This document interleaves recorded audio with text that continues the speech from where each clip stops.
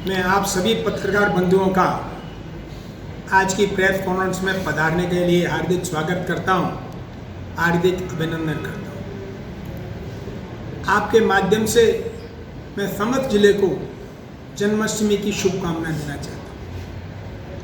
आज जिस संदर्भ में मैं प्रेस कॉन्फ्रेंस कर रहा हूं और हमारे बनिया ब्लॉक के मंडल अध्यक्ष नेमीचंद जी पुष्पा बैठे हैं, हमारा एक ही मुद्दा है जिसमें हम आपके बीच में बोलने आए हैं। सबसे पहले मैं प्रशासन का, शासन का धन्यवाद देता हूं कि कुछ दिन पहले ग्राम पंचायत विंतीपुरा में जो हादसा हुआ था उसके 1-1 लाख रुपए जो सैंक्शन किए, उसके मैं जिला कलेक्टर का और राजस्थान सरकार का धन्यवाद देता हूं कि उन्होंने बुरे वक्त में उनको 1-1 लाख रुपए की राशि दी।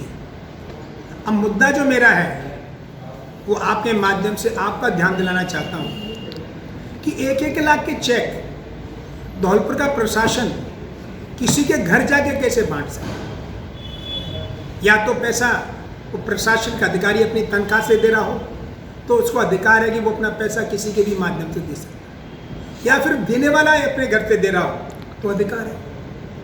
अब 20वीं सदी का कोई मंत्री 21वीं सदी में 22 साल बाद अपने घर से उन चेकों को डिस्ट्रीब्यूशन दे रहा है, तो मैं आपके माध्यम से दोनों को कहना चाहूँगा, सम्मानीय 20वीं सदी के पूर्व मंत्री भाई सम्मानीय प्रद्युम्न सिंह जी और वहाँ के जो प्रशासनिक अधिकारी, के मेरे 2 सवाल हैं कि किस अधिकार से आप लोगों ने किसी घर पे जाके उन शोषण वाला, उन पीड़ित आत्मा को बुलाया। मैं मानता हूँ कि एक बार परिस्थितियाँ होती हैं, MLAs, MPs, नेता नहीं पहुँच पाते, तो प्रशासनिक अधिकारी उस जगह जाके वो चेक देता है। और अगर कोई मंत्री हो, मुख्यमंत्री हो, कोई बहुत बड़ा अधिकारी हो, वो कोविड के चक्कर में नहीं पहुंच पा रहा हो, शारीरिक स्वास्थ्य के कारण नहीं पहुंच पा रहा, तो वर्चुअल तो मैसेज जा सकता है, लेकिन ये परंपरागत कानूनन बड़ा ही अन्याय है। और ये सवाल मेरा राजस्थान सरकार से और धौलपुर के प्रशासन से है कि सम्मानीय प्रद्युम्न सिंह जी ने अपने घर पर बैठ के वो 2 चेक तहसीलदार के माध्यम से कैसे दिया। सबसे बड़ी बात, पहले तो बाबूजी आज किस पद पे? अगर विधायक के पिताजी हैं तो राजस्थान के अंदर 200 विधायक हैं, सभी के पिता अगर अपने घर पर प्रशासन को बुलाएंगे तो फिर ये शासन किसी के कोल्ड स्टोर से, किसी कोठी से चलेगा या अधिकारी के ऑफिस से चलेगा? ये मेरा सबसे बड़ा। दूसरी बात, किसने अधिकार दिया उस आदमी को कि इनके घर पे आके चेक? तो मैं आपके माध्यम से ये बात कहना चाहूँ, मेरी भी शोक संवेदना उन लोगों के साथ, उस परिवार के साथ जो बच्चे हुए और उनको पैसा मिला, उसके लिए बहुत बहुत धन्यवाद। लेकिन ये मुद्दा है कि किस अधिकारी से, कब तक राजस्थान राज्य में राजागढ़ का प्रशासन आंख बंद करके ऐसे काम करता रहेगा? अभी 15 अगस्त को बड़ी बड़ी सेलिब्रेशन हुए, ये तय किया कि 75 वर्ष के बाद आज़ादी मिली, तो किस तरह की आज़ादी है राजागढ़ के अंदर? क्या मान सकता है कि प्रशासन अधिकारियों का? ये सबसे बड़ी चीज़ गलत बात है। सबसे पहले मैं अपना दायित्व समझता हूँ कि सम्मानित प्रद्युम्न सिंह जी, जिनको मैं सम्मान पिता तुल्य करता हूँ, उनका ध्यान दिलाना चाहूँगा कि बाबूजी अब आपको वक्त के हिसाब से बदलना चाहिए। राजनीतिक मतभेद होना अलग बात है, पर मैंने उनका सम्मान पिता तुल्य किया है। मतभेद तो उनके अपने भाई से भी हैं, अपने भतीजे से भी हैं, मेरे से अकेले नहीं है। उनका अपने भाई से भी इलेक्शन हुआ, उनके भतीजे से भी हुआ, लेकिन संबंध उनके जब भाई से भतीजे से नहीं टूटे तो मेरे भी पिता तुल्य, तो मेरा ये सामाजिक धर्म है। एक पुत्र होने के नाम से सम्मानित बाबूजी से कहना चाहता हूँ कि अब आप इस नज़रिए से राजस्थान राज्य में धौलपुर को देखना बंद कर दो। आप एक्स हैं, अकेले आप एक्स मिनिस्टर नहीं हैं। 20वीं सदी में राजस्थान में धौलपुर से 2 मंत्री बने थे, आप भी बने और मेरे पिता बनवाला जी बने। लेकिन इस उम्र में जब दोनों आप 80 साल से ऊपर हो चुके हैं तो इसको नहीं छोड़ना चाहोगे? ये आपकी जो राज करने की इंतहा है, ये भूख कब खत्म होगी? किस अधिकार से आपने चेक दे दिए? ये आपको सोचने वाली बात है। बाबूजी, मैं मानता हूँ कि आपका सम्मान है, बनवारीलाल जी का सम्मान है, पर आपका कोई कद नहीं है, आपका कोई पद नहीं है। आप 20वीं सदी के नज़रिए से धौलपुर को, राजस्थान को राजा कड़ा छोड़ना बंद कर दो। एक शेर के माध्यम से मैं आपको आपकी हकीकत दिलाना शुरू करूँगा कि सम्मान का मतलब नहीं कि आपके अधिकार बढ़ गए। जिंदगी भर गालिब यही भूल करता रहा, जिंदगी भर गालिब यही भूल करता रहा, धूल चेहरे पे थी और आईना साफ करता रहा। बाबूजी आपका सम्मान सभी करते हैं, मैं भी बीजेपी में जाने के अलावा आपका सम्मान करता हूँ। अब आपका अधिकार नहीं है, इसको छोड़ो, अगली बार आप ये गलती मत दोहराना। आपको वाकई में किसी को देने का शौक है तो आप बहुत संपन्न हैं, धनढ़ हैं, पैसे वाले हैं, उस आदमी को अपने घर बुलाओ और 5 लाख का चेक दो, उसमें हम भी आपकी प्रशंसा करेंगे। लेकिन दो तो जी, राजस्थान राज के घोड़े पर बैठ के आप जो सवारी करना चाहते हो मत करो, खत्म हो चुका है। इस ढोंगी राजनीति को छोड़ दो, खत्म बात है। दूसरी बात, अब मैं प्रशासन के अधिकारियों से कहना चाहूँगा, तुम अपना चश्मा कब तक साफ करोगे भाई? कब तक गुलामी करते रहोगे? मैं मानता हूँ, स्वीकार करता हूँ, मैं 50 साल से मेरा परिवार राजनीति में है। जब जब किसी अधिकारी को ट्रांसफर की जरूरत होती है, विधायक का सांसद की डिजायर लेता है और उसका अपॉइंटमेंट सिस्टम के हिसाब से होता है। बहुत अच्छी बात है। आप अपने विधायक के कहने से, मंत्री के कहने से, डिजायर के कहने से मनपसंद जगह पे जा रहे हो, बहुत अच्छी बात है। आप जिस आदमी से ऑब्लाइज फील करते हो, चाहे वो मंत्री हो, चाहे विधायक हो, चाहे सांसद हो, उसके कहने से बहुत अच्छे काम करो, कोई गलती नहीं। लेकिन आप उसके कहने से कोई गलत काम कर रहे हो, चापलूसी कर रहे हो, लोगों का अन्याय कर रहे हो, ये नहीं झेला जाएगा। मेरे कहने से भी काम करते हैं, विधायक के कहने से भी काम करते हैं, एक्स एमएलए के कहने से भी काम करते हैं, सांसद के कहने से काम करते हैं। प्रजातंत्र के अंदर जो भी प्रशासनिक अधिकारी है, पुलिस अधिकारी है, उसको अधिकार है कि किसी की बात सुने और नीतिगत न्यायपूर्ण काम करेगा तो सम्मानजनक है। लेकिन अगर वो किसी के कहने से गलत काम करता है, शोषण करता है, तो उसको अपना नजरिया साफ कर लेना चाहिए। ये मैं आपको कहना चाहता हूँ। अब जनता जाग चुकी है, मीडिया आगे है, 21वीं सदी में लोग आगे हैं।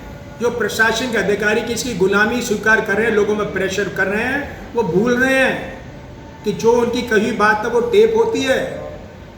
और वो ये नहीं भूलें कि सब अपने शीशों के घर में रहने चाहते हैं। आज के बाद मेरी विधानसभा क्षेत्र के अंदर किसी भी राजनीतिक दबाव से, किसी भी प्रशासनिक अधिकारी ने, किसी भी पुलिस के अधिकारी ने किसी भी आदमी के संग अन्याय किया, शोषण किया, तो स्मरण रहे, किसी अधिकारी ने मेरे किसी कार्यकर्ता को बोला कि चलिए मैं आपको बाबूजी के पास ले जाके चाय पिलाना चाहता हूँ, क्या उसके करे एमएलए बन रहे हैं क्या? अगर प्रशासन के अधिकारी, पुलिस के अधिकारियों से राज चलते तो कभी राज नहीं हारते, मंत्री नहीं हारते। उस आदमी से कहना चाहता हूँ जो इस तरह का नैतिक दबाव देना चाहता है कि मेरे भाई तू तेरा काम कर, खूब मान, नेता की मान, एमपी की मान, एमएलए की मान, अच्छे काम कर, लेकिन तूने मेरे किसी भी कार्यकर्ता पे इस तरह का दबाव दिया तो ध्यान रखना, शाम को 5 बजे तब तू जेब में हाथ डालेगा, जब बाहर हाथ निकलेगा तो रंगीन होगा, पिंक होगा, तू नहीं समझ पाएगा कि वो जेब में तेरी चीज रखी है क्या, और आधे घंटे में तू जेल के अंदर बंद होगा। मुझे इस बात के लिए मत कराओ कि मैं आपके खिलाफ वो करूं जो नहीं करना चाहता हूं। और स्मरण रहे, ध्यान दिलाना चाहता हूं कि जिस आदमी के मानसिक चश्मे को लगा के आप देख रहे हैं ना, भूल जाओ। मैं उस आदमी का चरित्र बताना चाहता हूँ। आज से 1-1.25 साल पहले वो राजस्थान राज्य में जिनके साथ मैंने भी काम किया, उनकी टीम में जाके गुड़गांव के अंदर बरमूडा जो छोटी निक्कर है उसको पहन के फुटबॉल खेल रहा था। जब उसका स्वार्थ उस पर हावी हुआ, लालच मिला, तो वही आदमी उसी मंत्री को जयपुर के अंदर छोड़ के जीन्स पहन के जैसलमेर की वादी में कॉफी पी रहा था और सफाई दे रहा था कि मैं कांग्रेस। अरे भाई कांग्रेस ही तो वो था ही। ये आदमी किसी का नहीं है, तुम्हारा भी नहीं है। और ध्यान रखना, जब आदमी का नुकसान होता, कोई किसी अधिकारी के साथ नहीं चलता, कोई किसी कर्मचारी के नहीं चलता। और जिस आदमी गलती की, आपके बच्चे अच्छे स्कूलों में पढ़ रहे हैं, अच्छी शिक्षा दो, अगर आपका नुकसान हो गया तो आपकी इतनी स्थिति खराब हो जाएगी, आर्थिक रूप से आपके बच्चे भी नहीं पढ़ पाएंगे। आपको मैं समझाना जो चाह रहा हूँ, कोई किसी का साथ नहीं देता।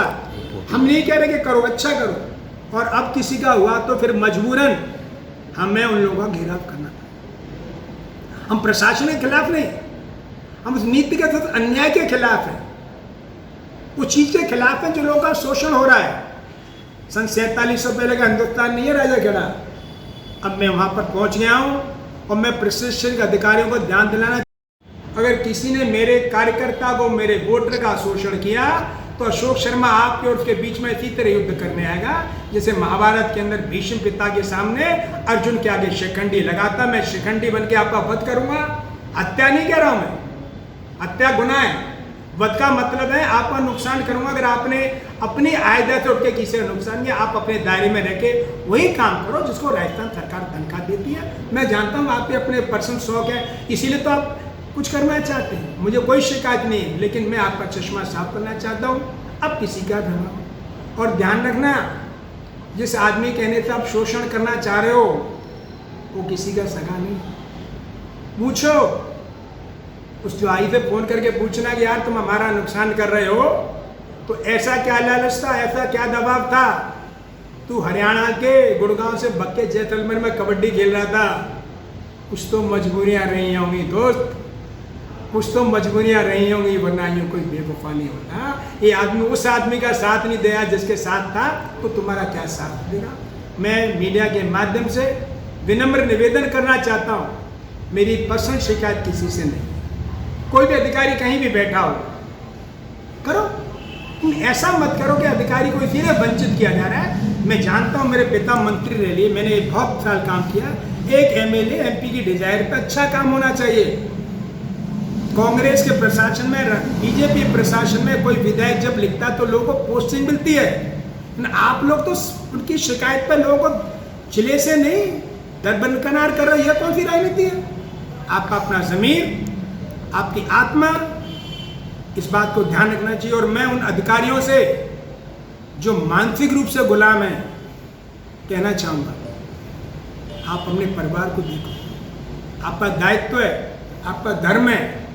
और नहीं तो डाकू रत्नाकर की बात ध्यान रखना, जब डाकू रत्नाकर अपने बच्चों को पाल रहा था तो साधुओं को बांटा तो घर पूछने गया, तो उनके बच्चों ने उनसे कहा था कि डाकू रत्नाकर तेरा धर्म है, तेरा कर्तव्य है, तेरा फर्ज है हमारा पालन पोषण करना, लेकिन तेरे गुनाह में हम शरीक नहीं होंगे। और तब उसकी आत्मा जागी, तब वो वाल्मीकि बना और तब रामचरित मानस का लेख हुआ।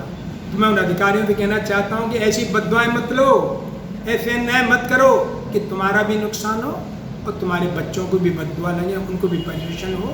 नीतिगत काम करो, सबकी मानो। मैं विधायक, सांसद, प्रधान किसी के खिलाफ नहीं हूँ, जनहित में काम होना चाहिए। तो मेरा आपके माध्यम से पुनः सम्मानित पिता तुल्य प्रद्युम्न जी से कहना है कि 20वीं सदी से 30वीं सदी में आ जाओ और आज के नजरिए से देखो, अपनी कोठी से आज़ाद करो, लोगों को मानसिक रूप से गुलामी से मुक्त करो। और अगर आपको वाकई में कुछ बांटना है तो धन्य सेठ हो, प्रताप सिंह कोल्ड स्टोर से सब कुछ बांट दो ना, लेकिन राजस्थान सरकार के पैसे को कंधे पर रख मत चलो। आज के बाद आप ऐसी गंदी हरकत नहीं करेंगे, ये मेरा हाथ जोड़ के पुनः निवेदन है। और प्रशासन के अधिकारियों को कहना है, आज के बाद किसी भी आदमी का शोषण किया, किसी का भी नुकसान किया, तो मुझे मजबूरन होके आपके साथ वो करना पड़ेगा जिसकी आपने कल्पना नहीं कही। आप सभी यहाँ पर पधारे, आपके माध्यम से मेरा मैसेज जो पब्लिक में जा रहा है, प्रशासन में जा रहा है, शासन में जा रहा, उसके तहे दिल से शुक्रगुजार। और प्रशासनिक अधिकारियों से भी कहना है कि आइंदा आप किसी के दबाव में कि ऐसी गलती मत करो जिससे आपका नैतिक चरित्र का पतन हो। आप सब पधारे, बहुत बहुत धन्यवाद। साथ